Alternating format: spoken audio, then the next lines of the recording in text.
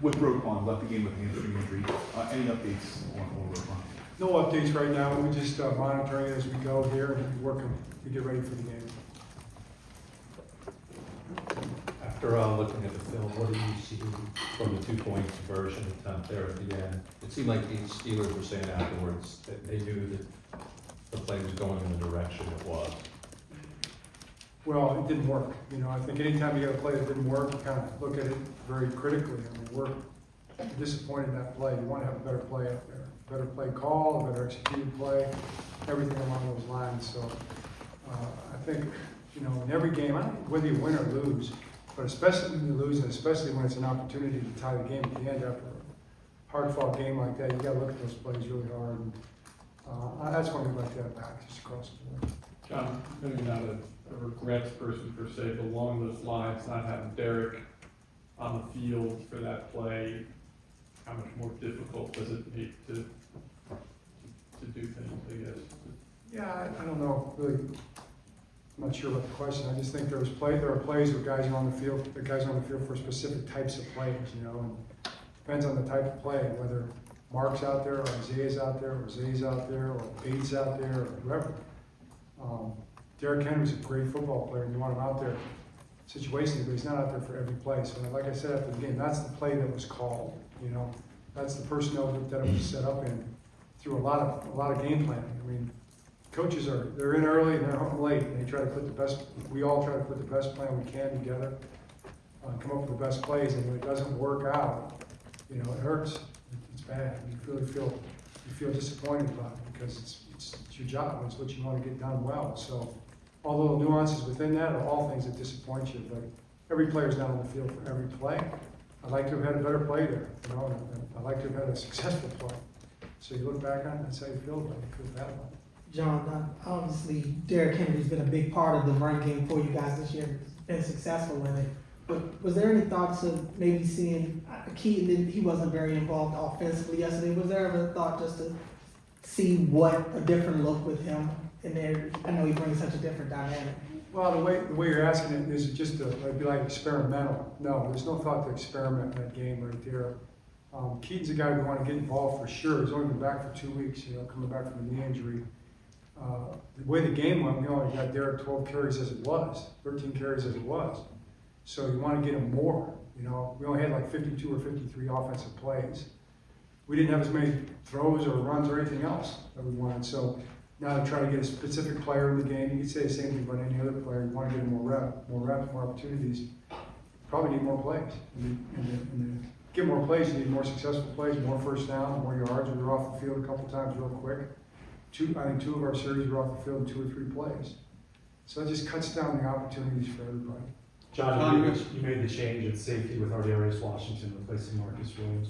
What have you seen from Ardarius up until this point for him to earn this opportunity? And then how do you think he played? I mean, he played every snap. He was the only guy who did that yesterday. Yeah, that was the plan going in. Those 2 guys, we were trying to attack some issues that we had in the back end, as everybody knows. I thought they played well back there. Those guys did a good job. Darius had earned that opportunity, he earned that chance by the way he practiced, and then also by the way he played when he was in there during the course of the season. We put Kyle back there as well.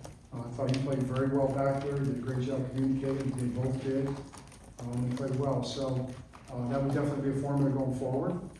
And then, you know, still the guys that are here with us are still going to be working whatever they can to help us win. John, it seems almost an inconceivable question over the last decade, but is there any thought to bringing in competition for Justin Tucker as tryout candidates or anything? At this point? Yeah. No, there's no thought to that. You have to find that competition first, just if you're going to be blunt about it. You know, where is that competition? That would be one thing. And the best option right now is to get Justin, you know, back on point, where he's fully capable of doing it. Certainly haven't lost any confidence in Justin Tucker. You know, you saw that on the 54-yarder. We set him out for him, drilled it. So that's the Justin Tucker that he wants to see, that we all want to see on every kick. And he's definitely our best option. And he's going to make a lot of kicks. I really believe that going forward. But it's up to him. You know, it's up to him and the guys he works with every day to make those balls go straight. So That's not competition right now, at this time, no, that's not something we want to adjust. We just gotta compete to get better. Is Not that make what- those kicks. John, With the missed field goals, are you seeing it as, is it on the kicking side? Is there anything going on in part of the other mechanics that go into it, whether it's the hold or anything else? Not specifically, it's just a matter of, it's their team, they work together. I think when things go well, Justin credits those guys really well. And I think they all take responsibility, for every good thing, or for everything that doesn't go well. John, Is there any way to look at the number of penalties that the offensive line had, especially in this last game, but just throughout the year? Holds, illegal, man downfield. Obviously, one of the strengths of this offense is Lamar's ability to improvise, to hold on the ball, to give receivers time. But with some of those plays, do you think getting the ball out faster would help address some of those penalties? Well, the holding penalties were on runs, and those are penalties that hurt us. I mean, it's just to start with what type of penalties we're talking about. First of all, too many penalties, way too many penalties. The penalties on offense are the one thing that is holding us back. That's the biggest issue. It shows up in different ways. So holding penalties on run plays, yeah, color separation, it's happening, and we're grabbing those guys. It's getting called. It's putting us to, it's putting us to 1st and 20. It's putting us to 2nd and 19, and we're probably the best get back on track offense in the league right now. We're overcoming those things. But we shouldn't have to overcome them. When you play defense like you played, or you play in a game like we were playing in, sometimes it becomes too high a mountain to scale. That's why we didn't score as many points. That's really the number one reason, because we were behind the sticks too much because of the penalties. So holding penalties, run game. No holding penalties in the pass game. We've been pretty good in pass protection. We haven't had too many holding penalties in pass protection. I give our line a lot of credit for that, especially the way Lamar moves around. I think they do a great job of blocking for Lamar that way. The lineman downfield penalties. In this game, there was one that happened on a run play that got taken out kind of like, we took it outside to the right. I think we could have held our water on the line of scrimmage there a little better. The other ones were screens, where the screens get held up and the timing gets messed up. So that's tough, but you still got to try to find a way to be intentional about that and knock it downfield. But I will say on the screens, when they cover the screen and it gets delayed, that's a tougher deal. Other types of penalties, help me out. I was just asking if. I'm trying to be like really specific about What about it. the ones in special teams, John? I Oh, know special it was teams Harrison penalties? and King. Yeah, I mean, the special teams penalties are acceptable. I mean, they back you up and put you behind. Those are both unnecessary penalties, and they're both technique penalties, One of them was a leverage penalty and a kickoff return, and in terms of not setting up the right way in the right spot to be across your face, grab the guy. Okay, not okay. We work hard on that. The other one was the punt return downfield. You don't put your hands on. You don't try to block somebody on the tip of the shoulder pad, because inevitably it becomes the back. On the punt return. Coach said all the time, not okay. There's techniques involved with that. Special teams is all about fundamentals and techniques. And understanding the spacing, the geometry of those plays, and we've got to be better at that.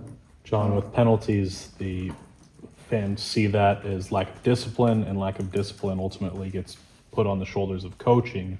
What can be done to eliminate these issues moving forward down the stretch here? Yeah, it's across the board. It's everything. I mean, the buck stops here. Very driven, right? It stops with me. So it's my job to make sure that we're doing the things that we got to do. From a coaching standpoint, from a drill standpoint, from an emphasis standpoint, technique standpoint, making sure guys understand that, it's not okay. It's not acceptable. We've all got to be intentional about getting it stopped. It's my job to make sure that everybody's focused on it. John, going back to Justin for a second, is there any way to change up the problem-solving process for him? Have him talk to somebody else, different voice in there, or do you just sort of have to trust the process that has worked so well for so many years? Try to attack everything to the utmost that we can across the board. Justin is one of the aspects that we're looking at. I mean, he's going to get it figured out. We have coaches, we have technique, we look at the tape, he's practicing well, he's got to keep it straight. John, do you have any more on Eddie Jackson staying home? And also another question at safety is Sinisi Kane's update. Really no injury updates right now. There's MRIs today, things like that, so we'll see where we're at after all information comes in. I really don't have anything to say about any of those personnel decisions that get made or why they get made. Some of those things are just in-house conversations that we have, and it stops there. And other things are just week-to-week decisions that you make. I mean, you make decisions week to week. It's a week-to-week league, and that's pretty clear. You know, I say that a lot up there, and I think we all know that. You know, it's you can't get too high, you can't get too low. You're not as good as you. It's not as good as you think when things are going well. You're not as bad as you think when things aren't going well. It's a long season, and we got a big game next week. So, what worked last week, or what the plan was last week, whether it's play calls or who's on the field or who plays, it evolves to the next week. And you've got to look at your circumstances and meet them where they're at. You know, just decide what's our best avenue, strategy. What can we do to try to win this next game against an opponent that's doing the same thing against you, trying to find a way to exploit anything they can to win the game. That's just the nature of this competitive business, you know. So it's always going to be like that, man. It's conflict, it's clashing, it's two high level, you know, operations going against each other in battle, you know, football battle. That's the beauty of it, that's the challenge of it. You can't get all down on yourself and start saying, oh, you know, we didn't do this right, we didn't do that right, we're going to beat ourselves up. You feel bad about it, but then you pick yourself off the mat and go to work, because we've got a big game coming up. If we win this game, we're going to be in great shape. If we don't win this game, it's not going to be the end of the world. You know, that's just a fact. And we'll go to the next game. So, we got a bunch of fighters, we got a bunch of competitors, and we're going to make the best decisions we can that are best for our team to play the best football that they can very next week coming up. John, you started out using Tre'Davious White in the dime package, almost like you guys use 4 corners, but it seems like he played more and more even, you know, when you were in nickel in the fourth quarter. How did he look, and, you know, do you feel like he's going to be in the mix more and more moving forward based off of that? Yeah, I thought Trey had a real good game. He's worked really hard to pick up the defense, and still a few things he needs to learn, like all of our guys are still learning things, we all are, but I thought he played well, and I think he's a nice piece for us back there. Great addition. I'm looking forward to his continuing role and his expanding role. John, when you went back and looked at it, what did the Steelers do well defensively to make life difficult for you? They played really good defense, Charles. I mean, they're aggressive, they're physical, they made tackles. We didn't exploit some of the things, and there were guys running open sometimes and didn't have time to get to or whatever, or we just didn't capitalize when we could. We had the penalties that set us behind schedule. So, you know, it's a combination of all those things. Can't really narrow it down to one thing. John, obviously a game like that is the smallest details matter. How frustrating was it just thinking back to the interception of Justice Hill getting the ball taken from, just to see them making the plays that you feel like, you know, the winning plays in that game, your side not being able to make as many as you'd like? Yeah, it's disappointing. Those are things that you want to do. You want to find ways to win the game. John, one thing Lamar said about the approach to yesterday's game is like he thought maybe at one point they were coming into the game, the team was too hyped, and I don't want to say that applies to everyone. I mean, it's Lamar's opinion, but is there anything that you take from maybe that stance from one of your leaders? Did you see maybe a mental approach that was sort of butterflies or anything like that going into that game? No, I didn't see that. John, personnel question, but David Ajabo was a healthy scratch for the 3rd time this season. You had Adisa Isaac play in this game. Yannick Ngakoue was ahead of him a couple times differently. What does he need to do to see the field, or what do you need to see from him in practice? You know, well, I have those conversations with the guys personally every single day. So you make those decisions based on who gives what and who, and when and how gives you the best chance you think that in that game that week. And there's a lot of things that go into each of those decisions. John, a lot of the defensive players said communication is still the reason for a lot of their mistakes, that Can took. you repeat that? Sorry? Can you repeat that? I couldn't understand. Yeah, a lot of defensive players said communication is still the reason for a lot of their mistakes, but that it took a really big step forward this game. How do you attack communication issues, and why do you think it did start to click for them this week? I thought we came out and played good in this game, but you know, we can play better. You know, there's things that we can do better on defense for sure. We'll look at all those things, just like we did last week. Next, just because you played a little better this week doesn't mean you're gonna play better next week. We try to chase perfection in every aspect of what we do. But it's a challenging deal because you got an opponent over there that's coming after you and attacking you. It's back and forth, you know. Hopefully you can make those stops and make those plays. I'm proud of the guys. I thought the effort, the intensity, the guys were locked in and focused. Communication I thought was good on defense, really good. And we'll just keep trying to improve and get better and try to win the next game.